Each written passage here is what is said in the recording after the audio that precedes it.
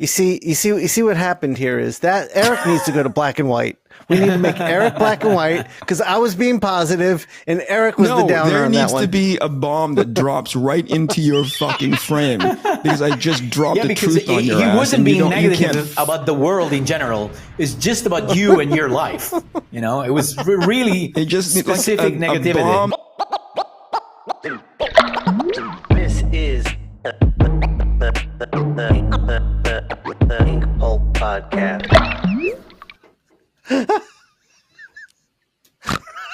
Yes.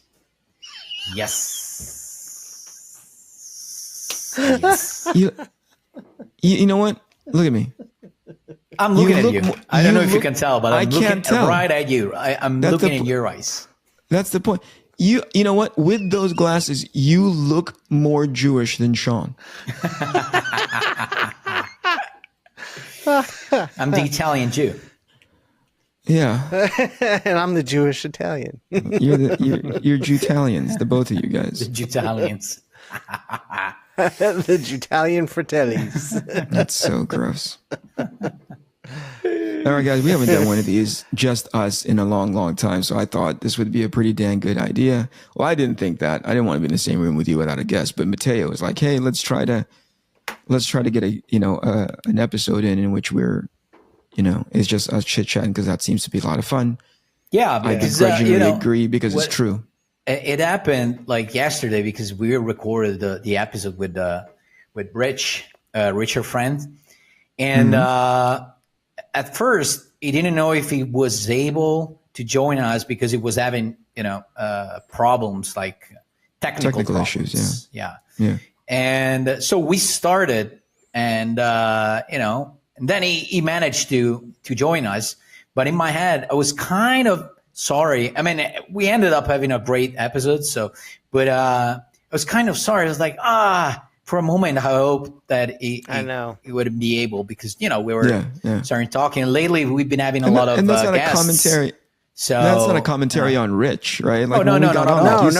It was an amazing conversation. But Rich is one of the best guests. Yeah. We had been 10 minutes in, and it was starting to turn into a really like, oh fuck, this is hilarious, and then we had to switch gears because our guest was on. Yeah. Anyway, we're gonna do that now. So I realized in that moment how much I missed just the three of us just shooting a shit because lately we've been having a lot of guests and we didn't have the chance to just do what we do. That's it.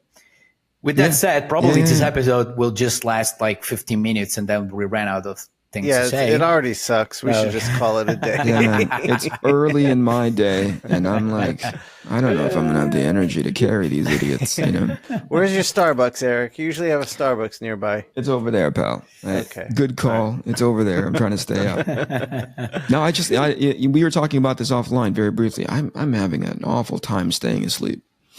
Waking up. Staying asleep? You just don't sleep. Staying asleep. Staying asleep is getting to sleep, not a problem. Most people at the beginning part, they're just like their brains are awake. I'm so exhausted by the end of the day. I'm just zonk out. But as you guys know, when you guys are messaging back and forth from your individual time zones, I'm right there reading it. So that's got to easily be 3 a.m. Pacific time. Yeah.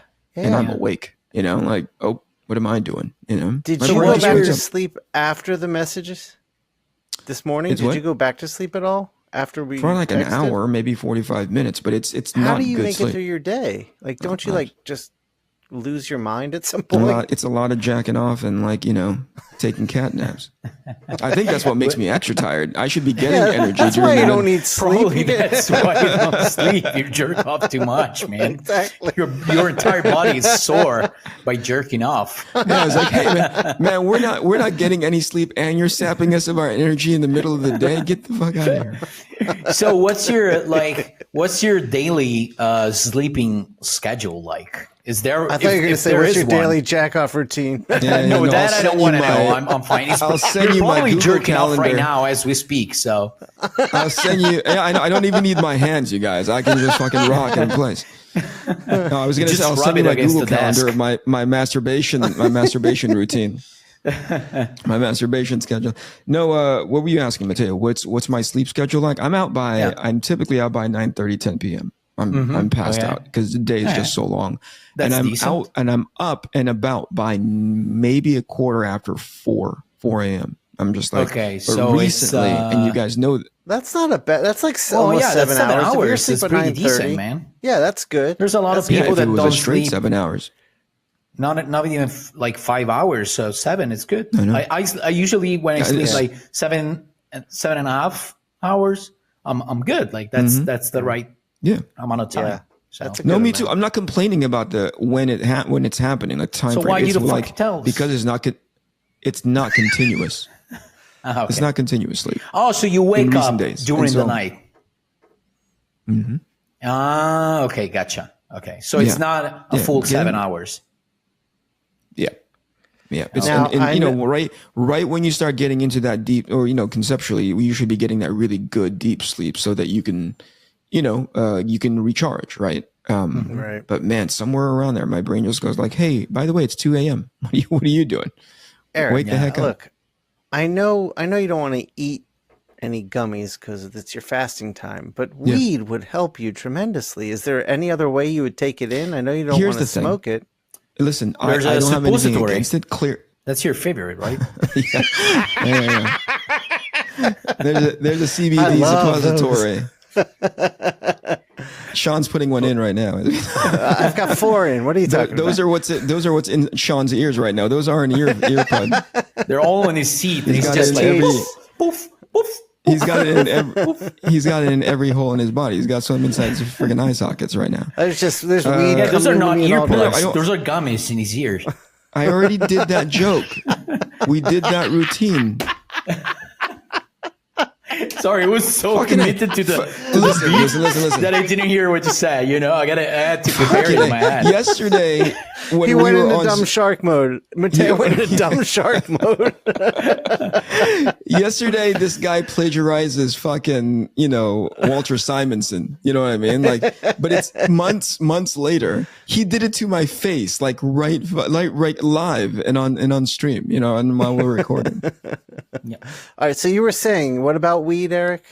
I think it works. I'm not, you know, it's not out of the realm of me using it. I've taken it before. It's Right. just that I think it's your fucking answer to everything. So I'm trusting you less and less. I'm like, dude, hey, we're about to get on a plane. I just say we're about to get on a plane. I don't even mention that I have issues with getting on a plane. Your immediate answer is, dude, you should take some gummies. That's what you say. Oh man, my hand is starting to hurt. And I don't even say that whether or not it's been prolonged. I don't say what the reason is. Your immediate answer, dude, you should take some fucking weed. You know, that's your damn answer right. to You're everything. Yeah, even if your It is. It's a issue was magical, waking magical up, plant. he would suggest weed just to wake up. Absolutely, he would say the weed going the other way. You know what I mean? Except, Like, look, like that. you need the wake I up wouldn't weed. say weed. I Yeah, wouldn't the say D weed. word. If you're having trouble waking up, I'd say weed and coffee. That's what I'd say. Okay, not just coffee though. Weed and coffee. Weed and coffee, Yeah, yeah. exactly. Then more weed on top of that coffee. You need CBD. You need CBD grounds of coffee. They have that. No, It's listen, a thing this now. is- It's a weed Jamie, infused can coffee. you Is a put thing. like a .com at the bottom of this fucking episode? Whoever it is that's fucking sponsoring Shawn, he's got it. You know what I mean? I think he spent easily 5 minutes saying weed-based coffee is the best way to go. He doesn't even need a Weed and copy. He already knows what to say about the product. I know, Yeah, man. He's not, he weedandkush.com. doesn't need that, like what you were saying. He's like, he's got it fucking memorized already. Yeah. Coffee and Kush. There you go. Coffeeandkush.com. Coffeeandkush.weed.net.netscape. Slash See, now- Inkpulp now I wanna- for now I want 20% some off weed. every product on the website and free shipping. And if you mention Inkpulp podcast, you can take 15% off of your first order. Just mention it. Just send them an email and mention it. Yeah. No, just say it. You know what I mean? Sean Just say sent it me. into the you. Sean, don't say his last name. Yeah, Don't even Sean, say they the know name of the him podcast. at this Just point. Sean. Fucking keep him alive. No, listen, I'm going to guess it's got a lot to do with the fact that I've got multiple plates spinning as far as work Yeah, is concerned. I'm sure. So when you That's wake what up, is it usually just happens thoughts? to me. Really? Oh, go ahead, Matteo. What were you saying? No, that's what usually happens to me. Like normally I sleep through the night with no problem. There's times, like I would say an average of once a year, maybe, or twice a year, when I have trouble, staying asleep like you're experiencing now. And usually it's when I have too much stuff on my plate. So that's probably it. Similar to you, you don't have problems falling asleep. It's the staying asleep part. I used to have a lot of problems when I was young, but it was just that I was stressed about life. I didn't know what to do with my life. As soon as things, starting, taking shape, let's put it this way, I started sleeping like a baby. I'm not one of those guys that gets asleep like immediately. It takes me normally, like I would say 5 or 10 minutes, but I never stress out about it. I just, I know that I'm going to get to sleep. So that's what happens, Dude, I am the opposite. Like I just Mattteo. zonk out. I'll tell you, we went to the zoo for my daughter's birthday. And there was a point when there's a train that you can ride. You know what I mean? Like a small little train that you can just ride around the zoo, and it's really nice. And we went through the tunnel, and this thing must have all been 10 seconds. Maybe 15 if we're pushing it. As soon as we went into that fucking tunnel, I zonked out. It was. I don't have problems falling asleep, dude. I don't need 5 minutes. I need a 15-second tunnel, and I'm fucking out. Well, and we came out the other side, and I was so groggy. I was like, like a baby. I was sitting next to my son, and he was like, Dad. And I was like, I was annoyed at him. I was like, what are you trying to wake me up for? I'm asleep. I had a girlfriend that used to get asleep that fast. And I remember her, we went to Tokyo to Japan in general for a vacation. And she was able to sleep through metro stops. Like sometimes we just had one stop and she could sleep exactly like the Japanese. She had that ability, that skill that only the Japanese have, that can get to sleep just for 2 stops and then wake up at the right stop and just, take a super quick nap and then just wake up and go about their day. And she was able to do that at espresso. I'll never be able to do that. If I get asleep, I'm gonna sleep. When you started your story, it reminded me of my this one guy that I knew a little while back. He said he used to date a girl that in the middle of right in the middle of them having sex, she would just pass out. Oh shit! Oh, that's awful. The sex was so good. It was so good. No, it was so bad. It was so bad. I don't know what it is. Depending, it was just get asleep. I thought Did she that's get what asleep the story that you or were just pass out? Because that's different. I think it was just like passing out. We should call him right now. I don't know why. Put him on the speaker. FaceTime. Well, the creepy question is, did he stop or keep going? No, come on.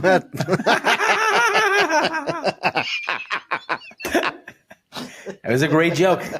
I'm envious. It were 10 minutes in, we've lost everybody. We're not talking about anything about art. Hey, can I go back to something that you said earlier, Matteo? Actually, I see it in a lot of people of a certain generation, and I'm not saying that it's not a generational commentary or criticism. It's more of a where you are in your life observation, right? Yeah. Which is when you're early, like the level of stress, because you haven't experienced anything early in your life and you haven't gone through it, number one, and number two, you haven't come up with a solution, right? I see that a lot in people. We're like, whoa, you are really, really anxious about that thing. Yeah. But that's because number one, you've never gone through it. Number two, you don't have you've never come up with a solution or a mechanism to deal with it. And number three, it doesn't give you the confidence to know that even if that thing that you came up with, the plan that you came up with, the solution that you have doesn't work, you're confident enough to get through it. Does that make sense? Right. Yeah, it makes total sense. Sorry, go ahead. You just described me like 5 years ago. And not only that, I think that it's getting worse for the younger generations, because at least before, your options were way more limited. Like if you were born from a farmer's family in the middle of nowhere. It was even hard to dream about being like a famous whatever, like a comic book artist or a famous actor, Sure. because the whole process of wanting to become an actor, Shawn? Go studying and everything, it was so the selection was so harsh that nobody will do that, or just a few elected people. And those were incredible stories. But now the options that you have basically you could do almost anything you want, and on certain point of views, I mean, it's great, but on the other hand, it's so stressful because it's so on your shoulders. Like, if you want it, how do you mean? Like, do you mean like because there's so many options you get distracted, or what do you mean by like no? Because so it's all on you. Outside of the harsh it's all on you. Like before you're like I don't have to explain it. Like, let me take a second to explain properly. But okay, so here's how I interpret it. Go ahead, Shawn. Go. I was going to say, so it's like back in the day. Let's even just talk about when we were coming up before the internet. Yeah. You had to mail in samples, and once they were mailed Shawn, out. Before you go, like when Matteo was saying farmer, right? Did you flash back when you were on a farm? Do you remember that when you were just like wrangling hogs and squeezing teats to get some milk out of? Eric, I'm Jewish. Jews don't have farms. Oh, all right. I thought he was talking about you specifically. All right, good. Continue. No, he was talking. Look, he's Italian. They have farms and. Well, actually, my father's family, it's all mostly farmers, so makes sense. See, there you go. Yeah, there it is. All right, when we were sending in samples, Shawn, go ahead. Oh, so you'd send in samples, and then there was nothing you could do, so you just had to wait. And nowadays, like with internet and social media, everything's so instant, and you're always like seeing more angles to pursue and try. It's constant. It's just. Well, are you saying because things have have been made immediate that people aren't patient enough to wait anymore? No, like, I'm saying they expect that same immediacy in like getting their portfolio. I think that's part of it. Okay. Yeah, that's part of it. But it's also, we had one option: mail in samples or go to a convention and give out. Two options. Yeah. Jesus fucking Christ, dude! He doesn't know numbers yet. Give him time. Give him time. Be patient.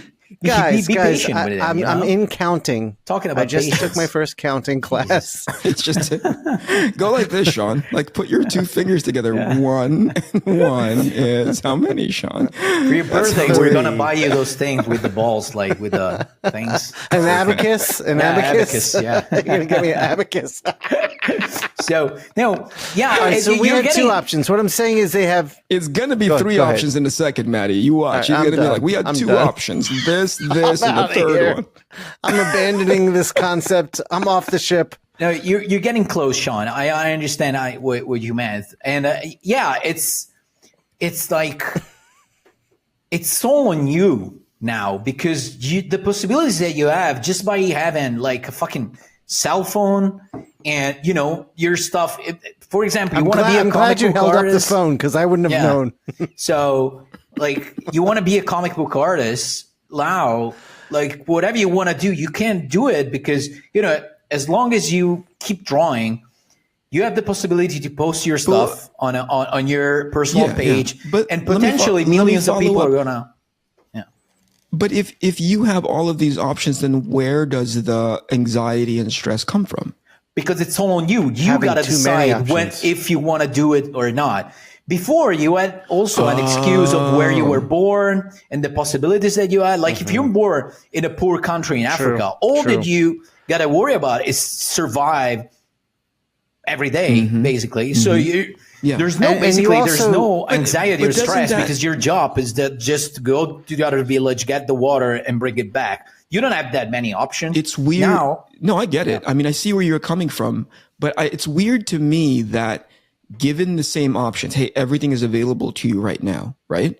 Yeah. You would and again, probably speaks about me and my personality. I look at that situation and go, oh, it's up to me. That's exciting to me because now it's in my control. Yeah, right. No, you're right about that. But, Eric, the it's difference in your is control this. today. It's way different than when it's in your control when you're 20 and you don't know shit about the world. It's different, I see what you're saying. You know? Because you're young. Yeah, because you're young. That's why I was talking about younger people. There's a critical component here in that the kids are growing up with, like Matteo said, these phones. See, I had to hold that up so you'd know what I was talking about.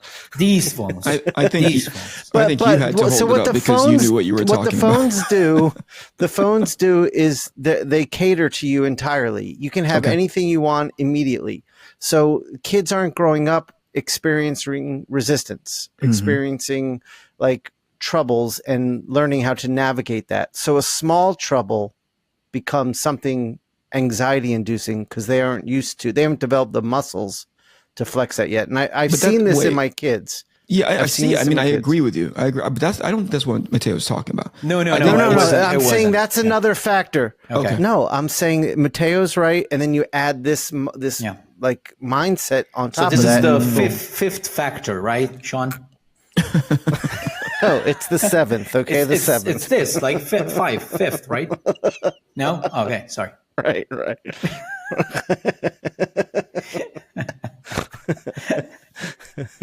It's fun being with you guys, but in short, concentrated amounts. It's 20 minutes. Eric likes when we don't have a guest for 10 minutes and then the guest comes in.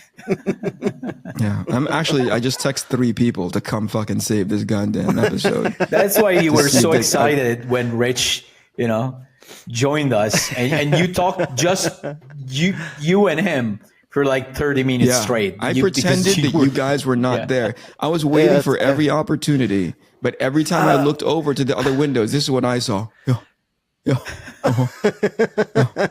This is why he interviewed Sandra.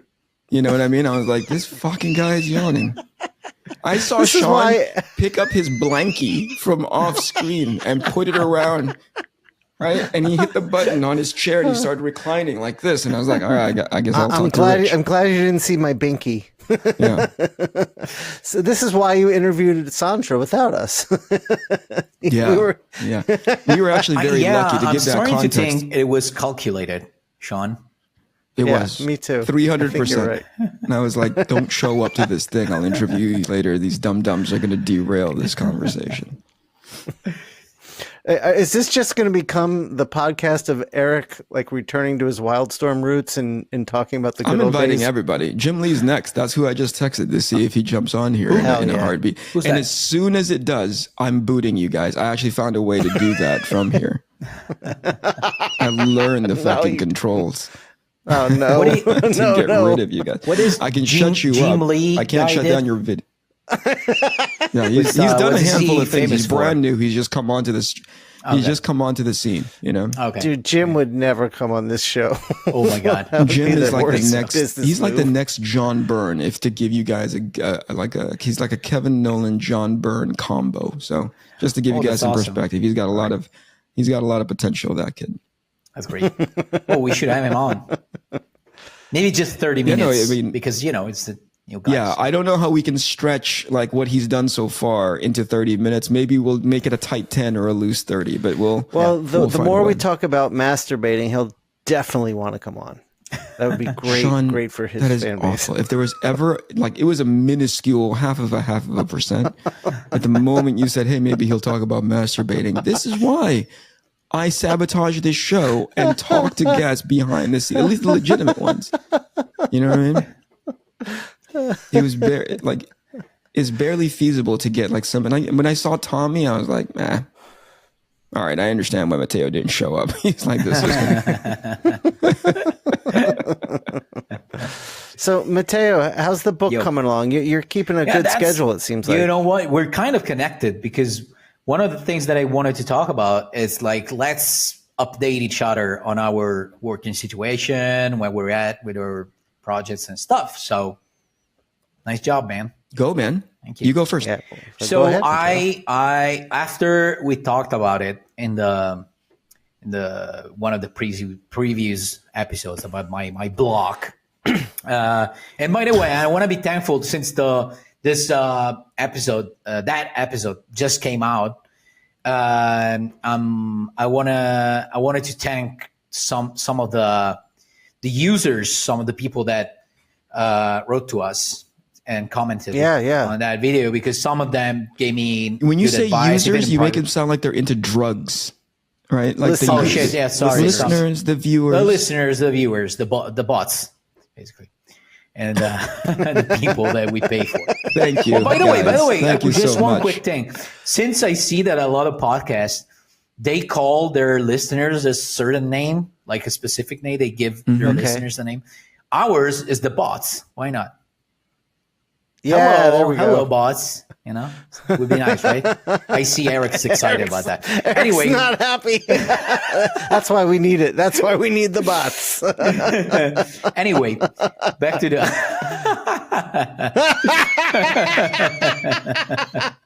Dude, the Inkpulp bots. That's perfect. Anyway, That's perfect. just a quick thank you to all the listeners that gave me precious suggestion, even in private, some of them. So thank you.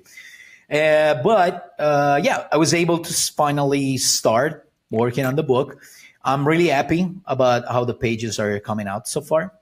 I'll probably show you soon some of the pages. I showed you guys in private, but I'll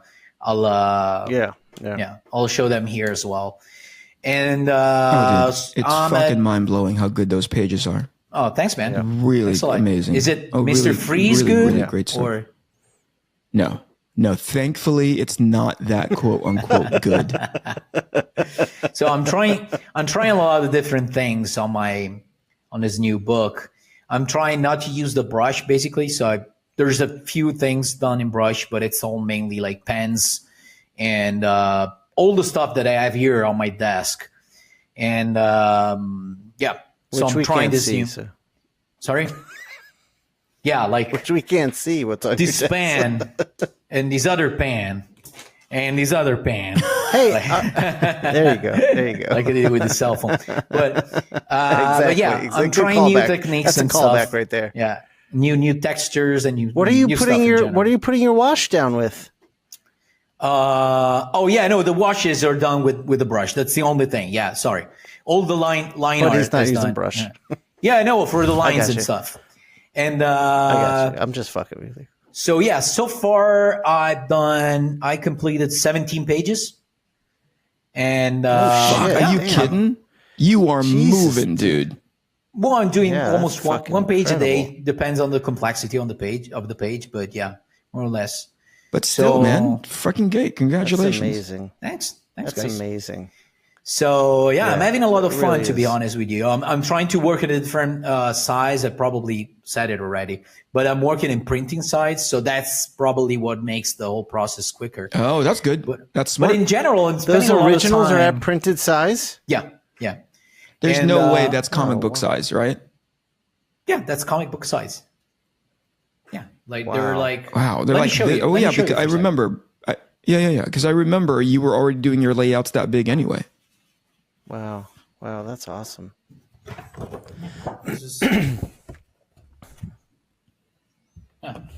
is my No, that's a little bigger, you liar head. No, it's exactly. No, I just think scanned he's them. Right. That's exactly. I just scanned them at 600 dpi, and that's the file. That's it. Look. That's great. Here's my hand. So. That's it. Yeah, you have massive hands though. So. Oh yeah.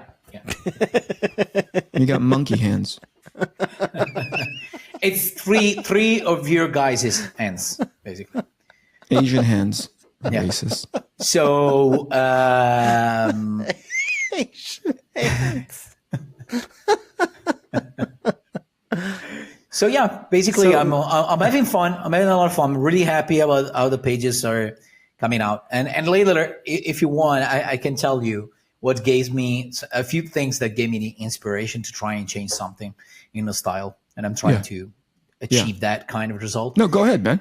We'll talk about it later. You can, let's you guys talk about what you want to, where you're at right Shawn, now, and then we'll you're next, go buddy. back to me. Okay. I don't have too much to say. All right, moving on. I'm trying. Where's Eric. the cliff? Where's the cliff? That I can jump this bus. Where is the All cliff? right. So what I'm doing now is I've figured I want, like Eric talking to Eric, and actually the episode with Jason Shawn really got me thinking. And so I'm gonna probably do the book digitally on an iPad. Oh shit! So I'm gonna get an iPad, but what I'm gonna do is I'm gonna do short stories. Like Eric had a great suggestion that was just take on something small and do your reps basically. So By short, I'm what do you mean? taking Like how many pages per story? like 8 to 10 pages probably. Oh, okay, okay. So I've got like 5 main characters. So I'm probably going to do 5 shorts to explore and get to know each character a bit, and then I'll go into the big story after that. But I'll be able to collect those and release those in different formats as well, so I can experiment with the best way to put it out as well. That's awesome. So Is that's it, where when you say iPad, you're talking about Procreate? Probably, yeah. That's Yeah. what Eric, you use Procreate, right? Yeah, almost exclusively. Yeah, so I'll probably try that. Yeah. That's awesome. That's awesome, man. I'm really curious. Do you have some stuff done already? No, right? Because you're No, you said writing. you're I have some. I planning have. on- okay. Yeah, I've been doing like writing outlines and story ideas and character descriptions. So the next thing I got to do is start to design the characters for the first short. Awesome, awesome. Do you already have experience with it? Working digitally?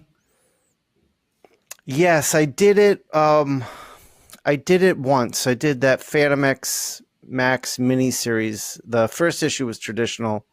The second issue was the second through 5th was all digital. Okay, because I was wondering, because I have one of those pages from issue number 1 here. I have the original, so I was like, "Well, shit, I have those." Okay, so it's probably from issue number 1, the one. Wait, say that again. Say that again, because Siri just came on my computer. I don't know why, and I missed everything. Okay, So I said I did Phantom X. Yeah. No, when you said Phantom X, I was surprised because I have one of those original pages, but that's why you said after that. That's After issue 1. Issue number 1 is done traditionally, so it's probably I have one of those pages. Right. So yeah, I've done it, but that was on a Cintiq, not an iPad, and I didn't. I did it to learn how to do it, and I very quickly got the hang of it, and it was pretty easy and seamless looking. Yeah. In the miniseries, so I could probably pick it up again easily. Gotcha. Well, I'm looking forward to see them, man. Thank you very much. How about you, Eric? Eric? Oh yeah, I'm gathering like a bunch of. Let me try the share feature. It's probably easier for me to show, right? Yeah. Let's do it. Is that all right? Here we go. Oh, look, just like StreamYard. We don't see anything. Hold on, buddy. Calm down. Can you see that okay? Yes. Yep. Yes, that is gorgeous. Okay, these so- are the banners. Yeah. So I'm doing a show and by the time this episode comes out, it's probably going to be months after the fact, but I'm doing a show in Central Texas called Bell County Comic Con. And in part, the people who put on that show are the same people who are handling everything for Iconic Comics. So I want to have a good presentation there. Presentation, right? yeah. I want to represent well. Yeah. And so I have these banners that are going to be at the show. Here's one of 3. Here's the second one. Right. And then here's the third. Those are gorgeous. Yeah, man. These are awesome. Yeah, they've been a lot of fun. They look as good as they do because my colorist Giuliano Peritelli, pulled a couple of all-nighters to get this into a space in which I jokingly tell him, he takes it. I send him this stuff, and he's like, "Oh, Erica, it looks like you." He apologized. He was like, "Dude, I'm sorry, I couldn't get it exactly like this." I'm like, "Are you crazy? You get it 99% of the way there, and you give me the last 1% to fuck it all up and make it look awful." And so we had a good laugh about that. But he's really amazing. His color, he and I are finally sort of like synced in as far as what the color palette of the book is going to be. And And so, like I said, he takes it most of the way there. I just add the little tiny tidbits that take it to the level of finish, and I send to the printer. And then for that same show, I have these. Can you see that? Can you guys see that? Yeah. These are, matter of fact, they're here. Book holders. Yeah, they're book stands. Yeah. Oh shit! Where did you get those made? These are like 3D printed from a guy from that region, from Texas, and he sends them out to me. Here's another. Wow. So I have 6 of these in total. One color representing. Issue? One color representing the A and B covers for each issue. Okay. And then just recently, awesome. Thanks, man. Awesome. He does phenomenal work. And then just recently, I've been doing the script pass for book 5.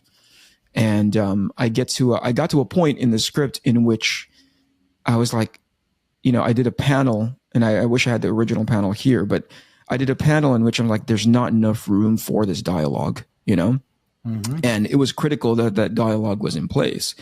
So I redrew the panel to accommodate the bubbles and everything. But then I'd come to realize, I was like, I don't want to send just the one panel off to Jules so that he can go in there and recolor it, because I wanted to maintain his momentum on the other pages. He's now working on the tail end of book 5. And so I was like, screw it, I'll just color it myself. And this is what I've been working on the past couple of days. And this was all done in Procreate as opposed to Photoshop, which is his process, Mm-hmm. Oh shit, that looks great. You so colored there you go. So now you have, you said that you have the script for number 5 ready. So you have the first 4, number 4 is out as well? Number 4 is actually in Leo Olea's hands right now. Oh, okay. He's assembling the book and getting it ready. He's getting it print ready. So it's taking a little bit longer. That like your editor? He's the book designer. Oh, okay. Is the guy used to work, the Mexican guy that he used to work a lot with Ramos and Herrera? He still does. He still does. Yeah. He's great. He works with Humberto. Great guy too. Super fun. Oh yeah. And it's so like, it's weird to work with somebody who is just as passionate on their end of the production process, if that makes any sense, right? Like, we can talk art all day. Oh, the colors are, this color is in this environment, blah, blah, blah. Like, all of that should be incorporated. And then once I hand everything off to him, he's constantly checking in with me to be like, hey, this file is really wonky. You know what I mean? Like, he is so specific. He sent me an image of the way the spine is, of the books. And he's like, Eric, I don't know what you're telling these guys from the printer, but the images are a little bit off. They need to line up perfectly. And I've never had somebody with that level of attention to detail, because we work in the mainstream. We send our books off, and then when the books come back, that's great. And then if we happen to have collections and we see them side by side, we're like, ooh, that's we see it after the fact. We don't see it ahead of time. Yeah. Right. And I remember he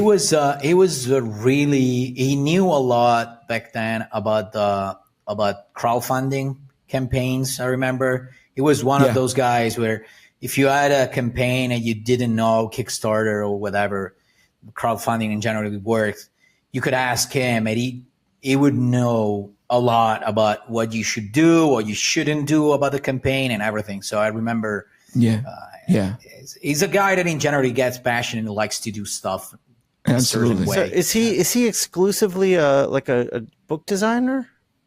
No, he does a bunch of different things. He's a colorist. He started off as a colorist, and then he just started. He's like us, He wants to get to know these other things, and when a friend of his or somebody he likes working with says like, "Oh, I kind of need help doing this," he'll raise his hand. I'm like, "Oh no, I know how to do that," I'll do that, So I think that's what made him really proficient and really knowledgeable about everything that Matteo was talking about, like a lot of different things. So, like I said, sending things off to, I've sent the letters and all the files off to Leo, and Leo just gets back and be like, I need these things. I need, and then I'll go generate. He's actually got a really great pipeline for Arcathena already, where he sends me effectively a questionnaire. He's like, I need this for the front of the book. So just populate it and then send it back, hit send. It'll come back to me. I'll just copy and paste and put it up and blah, blah, blah, So it's been a really, really amazing, and I don't use that word lightly, amazing process working with a guy who has his shit together. That's awesome. Yeah. Because Matteo, clearly I don't, Matteo, have you thought anything about your book design or anything beyond just getting the pages done now? No, not yet. Not yet. I wanna have the story done first, or at least like the first book, just to have it and see if it works. And then I'll do stuff as soon as I feel like it's time. I don't know. Like right now, I needed to do the pages and see, how the actual interior pages would look like. So right. Such an artist, dude. Yeah. You listen to this guy. I'm just going to do it until it feels right. You guys, the three of us. Okay, I'll say this, right? Yep. He is the closest guy to like Orson Welles kind of, you know what I mean? Like that level of director, it'll just feel good. Just when it feels good is when it feels good, you guys. I'll just shoot it the way I want. I have a vision, the money will come, no problem. I'm fucking sitting here like, who am I? I'm like the money is not a certainty at all. Wait, but, who are you, Eric? I'm like Nick G. You know what I mean? I'm like shooting Charlie's Angels over here going like, oh, fuck, man. I better put this many action sequences into this thing with some big tits and, really shiny butts. Matteo's like, oh, it'll feel good, you guys. Don't worry. It'll happen. We're at the farm. Talk about We're that Shawn. in like a year or so when I'll be like, guys, I didn't make any money. I'm fine. Yeah, the book. I'm realizing now this book sucks. Hey, can I mention something? Right. I think whoever it is in the fucking spaghetti mafia, the spaghetti internet mafia that you paid for a brief second, right? Your picture looked great. Right. So whatever investment that you made, it was like 15 to 20 euro. Keep making that investment because they give you a little taste of like what good internet looks like. And then right now it just ran out. It just went to shit just really, really quickly. Because I see me really, clearly. I see me like my image, the image that I see is really good. You see me all blurry. Let's be fair. Is that your internet or is that your ego? Like when you see yourself, do you just tell yourself like probably it's super I look blurry. Really amazing. The next time we see Matteo, he's just going to be pixelated. Do you see me that blurry? It's a little blurry. A little blurry, right? Not terrible. Like the page that I showed earlier, you could see it more or less, right? No. Well, the size. I could see the size. Yes. Yeah. I can see the size, but once, like I said, ultimately it doesn't matter because it's going to record it at a really high resolution. By the time Jamie gets it, you saw it. There's no issues. No. I saw the videos on YouTube and they're perfect. So yeah. I was just sorry that you guys that you couldn't get to see this, amazing masterpiece. Yeah, masterpiece. We should get Mattteo. Jamie to just pixelate Matteo for the entire episode. Just 5 big pixels. Like he's an abstract work of art. You know what I mean? He's this is Matteo in Roblox. here's Matteo in Lego form. This is Lego Matteo. It's Minecraft Matteo. So this, Eric, going back to your book. So book number 4, how many pages is it gonna be? In total 64, but 49 story pages. Okay, 49. Okay, gotcha. Yeah. And Matteo, how many issues? It's gonna be like 5 issues, and each issue is gonna be in between like 28, 30. Like the first issue is like 36, 37 pages, and the other ones are like all like around 30, I would say. So after years of of hating on Remender for giving you 30-page scripts. You're now doing it to yourself. No, you know what? Like, what I fucking hated about Rick. I love the feel, man. I love being fucking under the gun all the time and having weird page counts. But you know what? It wasn't the number itself that annoyed me. Is the fact that one day, Rick, after I would say 2 years that we were working together on Black Science, he just called me and I like, hey, I've been thinking about something. So why don't we optimize? Because we get paid by issue and not by page. Why don't we optimize?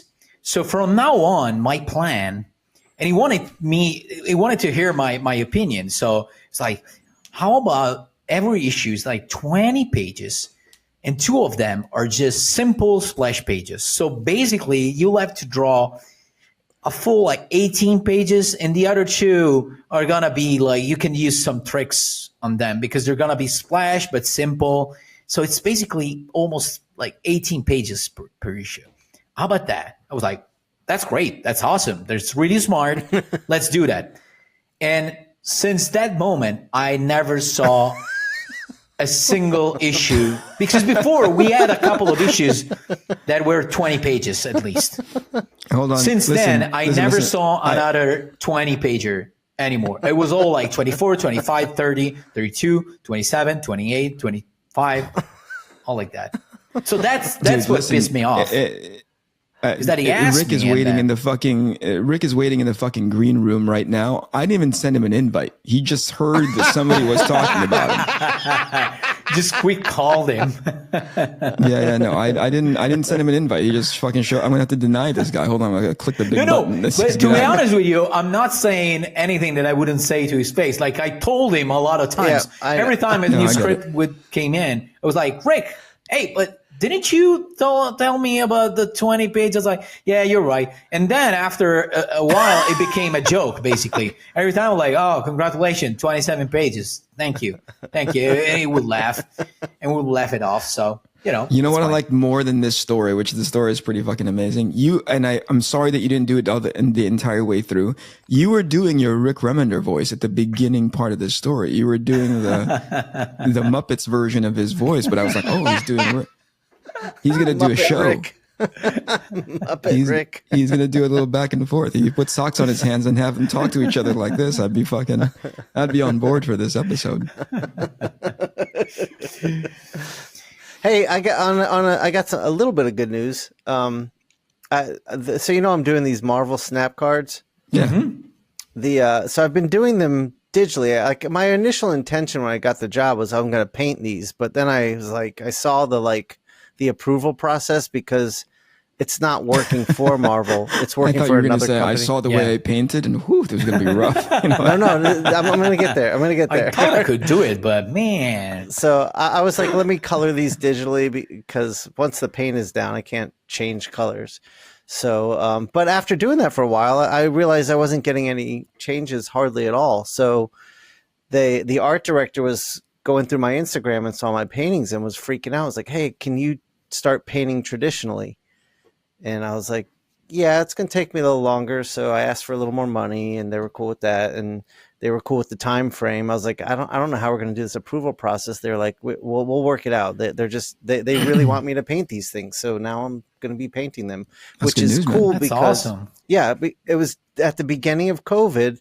I said, what I'm going to do during COVID is learn to paint. And now I'm painting. And now it's paying off. Job. So that's, congrats, man. Yeah. So happy for you. I manifested that shit. Thank you. Awesome. So let me ask you this. Awesome. Like this, I think this is the first conversation in like 20 conversations. Like, I don't like when they're like, we'll work it out. That answer makes me fucking nervous, man. Yeah, because it means nothing. Basically. I'm not calm. I'm not calm about it yet. The good thing is the first one, I just turned one in that I was going to color digitally, and they were like, "Can you do this one traditionally?" And the good news is it's a very simple one. It's a close up. So I was like, this is probably a good one to test the waters with.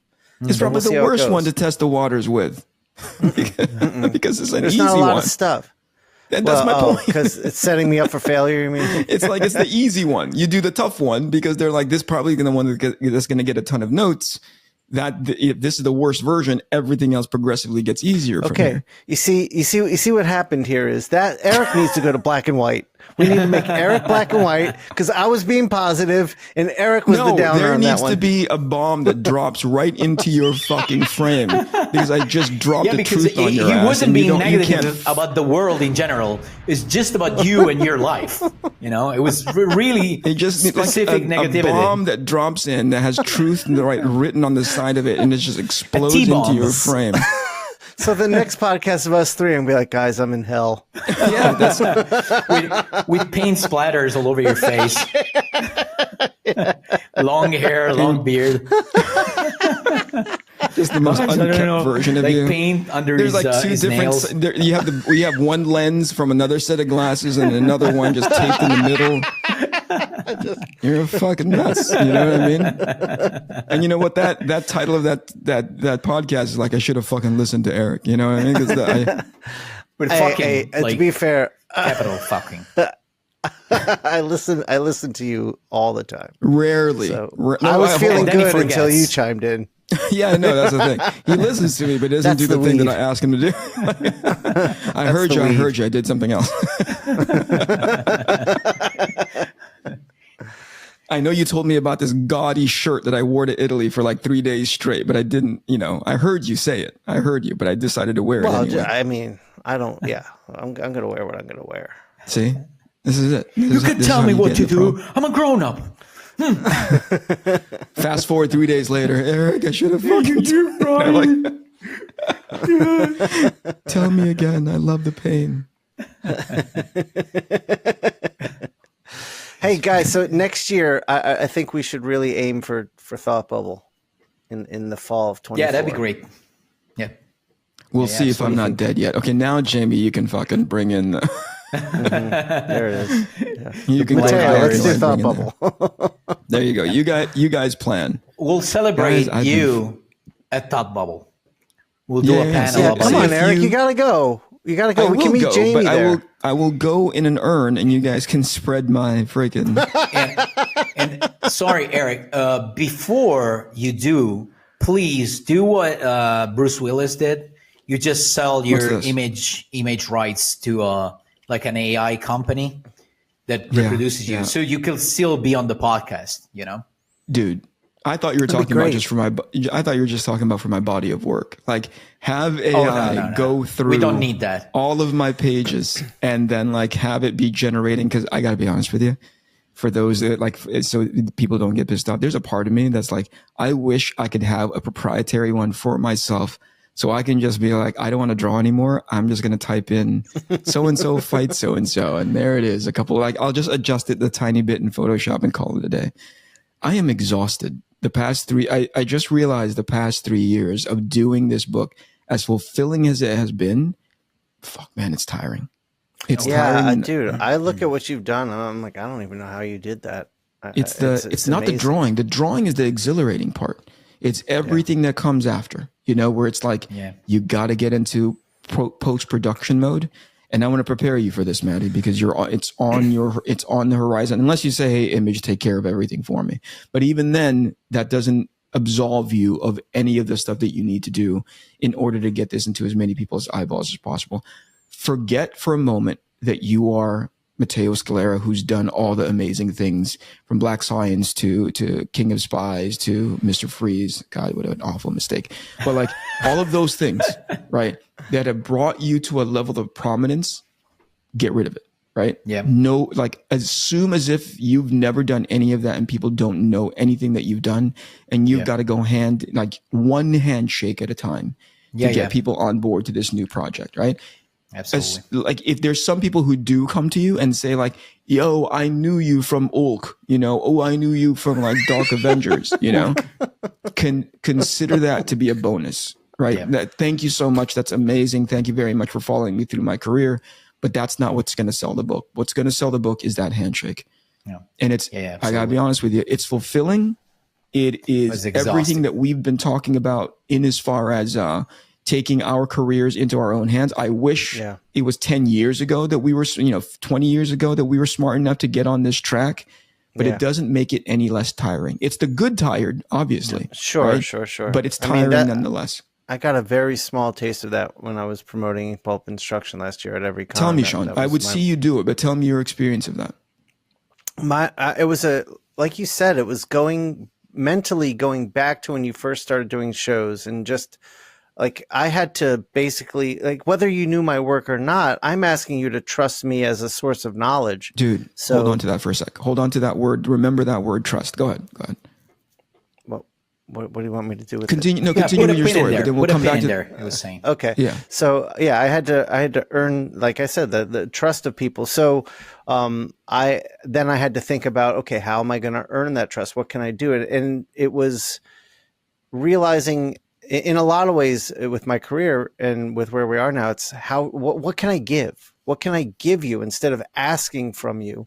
And so that's when I put together my thumb drive, and I put together like pins and just stuff to hand out to people and engage with a conversation. So whenever someone came by my table, I wasn't like, hey, are you like hoping you're going to buy something? It was like, they start looking through my work, are you an artist? Like engaging them in a conversation, asking them a question, and no, if they said no, it was usually no, but my friend is, and then I could still engage that, like, oh, well, let me tell you what I have going on with this, and talk about my experience as a teacher and all that jazz. But it was this definite shift in mindset, which yes was tiring, but at the same time felt good to kind of get back to that, like that grind mindset too. So what did you want to come back to about trust? Yeah, he's already in part, and I'm not here anymore. I've already left. I've already got my this CBD is AI coffee. Eric now. my CBD coffee ran out. No, here's the thing. When people were asking me, and by the way, to each of you, you're gonna need to ask yourselves this when you launch your campaigns: what does success look like for me?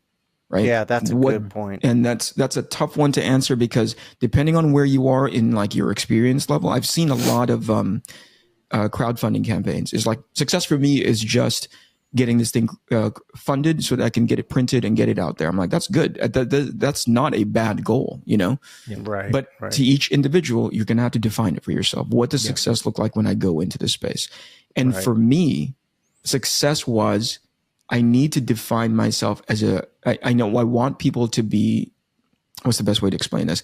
By the end of it, I want people to understand that I'm a creator in and of myself. Yeah. Not that I need a mainstream publisher to be associated to. I need an audience to see my efforts, to be like, oh, he can write, draw, and be the entire sort of like, publishing entity. You know what I mean? Yeah. Right. And so that's where trust comes in, because when somebody is buying a book because I drew it, right? It's not that they don't trust me, right? I'm just not part of that equation. They trust the entity that they're buying into. So whether it be Spider-Man or Superman or whatever it is, the mainstream entity. And in a way, they're also trusting an imprint like Image. Image has established a foundational trust from their readership and their audience, because they've published so many great books, right? So I'm just rolled into that giant bowl of like people that they've extended, people have extended their trust equity into. But me as an individual, they don't know me, right? They know of my work, but they don't know my performance as a person who delivers good product not just from a final piece is concerned, right? Which is already way down the trust factor, right? They don't know me as a writer. They don't know me as a person who can engage with them from a creative perspective. From an audience perspective. So my thing, the thing that was coupled to this exercise of establishing myself as a creative entity in and of myself, independent of a mainstream publisher, is like, how do I build trust with my audience? And I didn't quite understand what that meant when somebody else was saying it way back when I listened to these TED Talks and I'd listen to these speakers. Like, you need to establish trust with your audience, and that needs definition for yourself. Like, what does that trust mean? Do they trust you as a creative entity? Do they trust you as a guy who's going to bring them a level of value in as far as entertainment is concerned? Do they think that you're funny? But that trust component, that, dude, there's no way to manufacture it. I don't think that there's a way you can buy the followers to any of your social media platforms.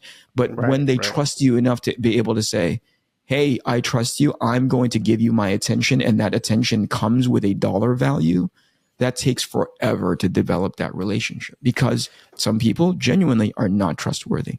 That's why that's why people are willing to give you their free attention by way of social media. That's why they'll buy, they'll go and follow you, because it takes no commitment, right? They only trust you that far. They only trust you to give you that follow, but they don't trust you enough to be like, I worked my ass off for $20. I get paid X amount of dollars per hour, and I'm now giving you a lot of that. I'm giving you a portion of that money, if not hour and a half, 2 hours worth of my time. I don't trust you enough for that, And that's what in part, that's what Shawn was saying. It was like, I need to engage you enough for you to understand, hey, I'm trustworthy, in order for you to hand over that kind of money. Yeah.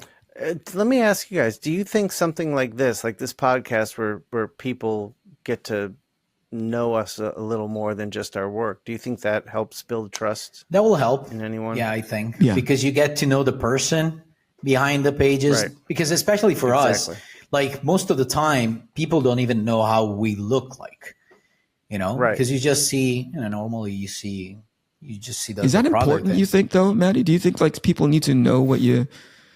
No, but it helps, and right? podcasts. I think it helps them feel familiar with you. Yeah, you see the human aspect behind the artist, and it creates a stronger. It can help create a stronger connection with the person.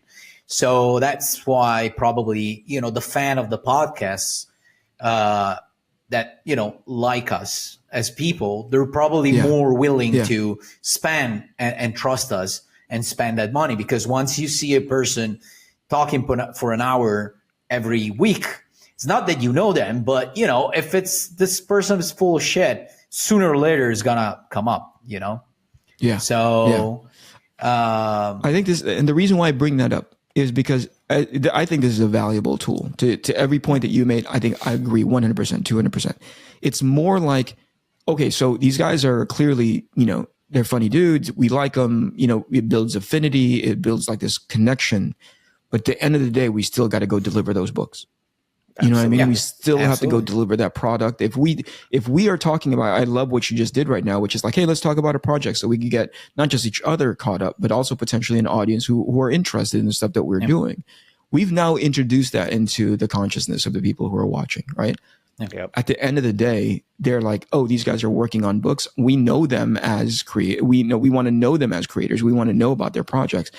That's ultimately, I think that's what it comes down to. Is like, yeah, we build this trust, we build it, but we can just as easily break it if we say, hey, we're going to release a book, and it's like, we never do. It's 3 years later, and we still haven't done anything about it. So I think you guys are right. It's all of these small little components that lead into the big trust ask, right? Which is, hey, give me $20, and I'll give you I promise this book is going to be good. It's going to end up in your hands, Yeah.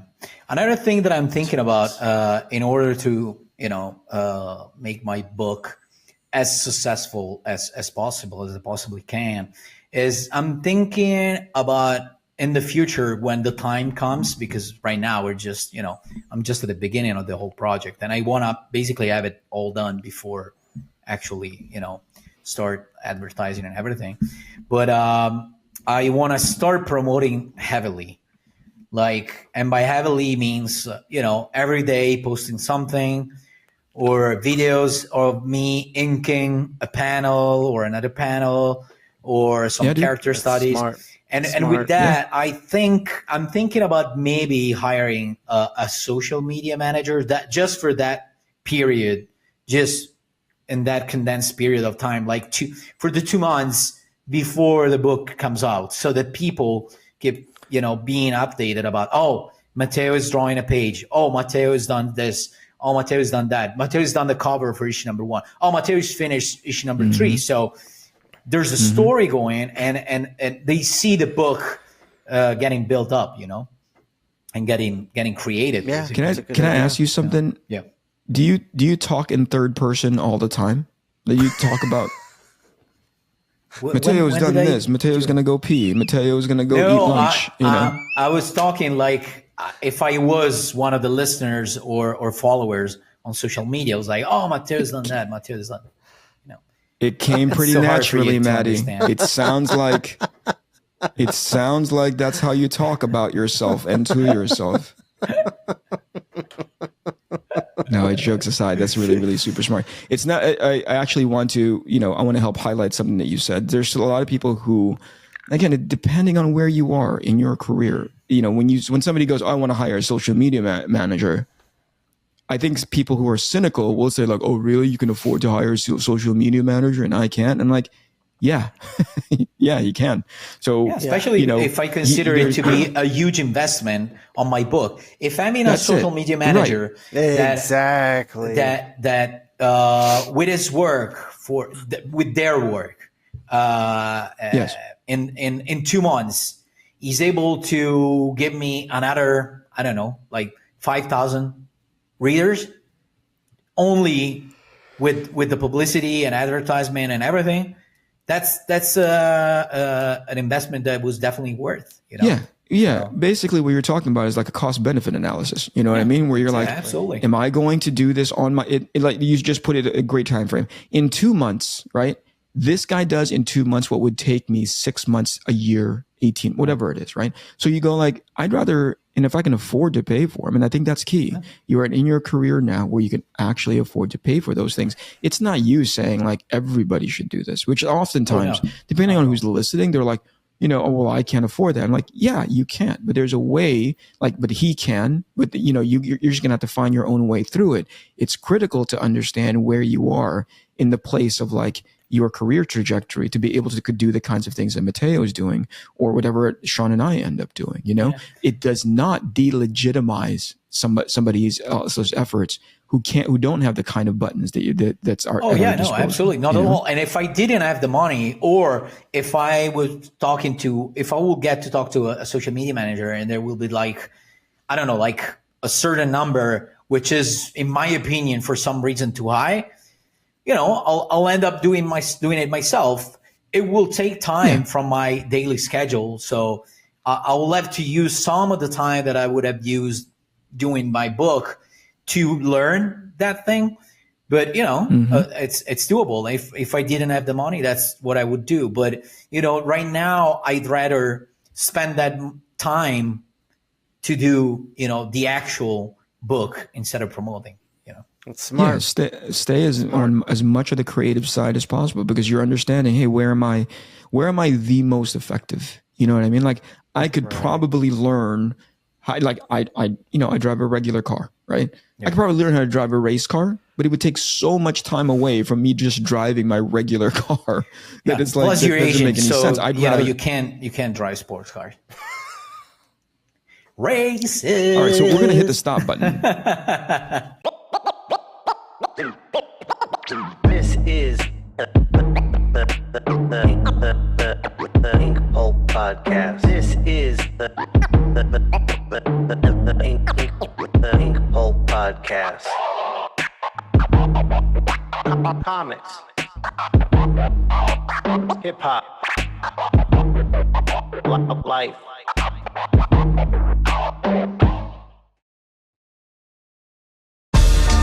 Yo, the price of games rise up, stand the price, the loss of legs. My occupation, in essence, not complacent. Block the banquet, stop the computation. I'ma make the coda, fools just wanna make the quota. They can't rock around here, they need baking soda. This a hydra, no way they taking over. Lay them below the basement with snakes, cobras.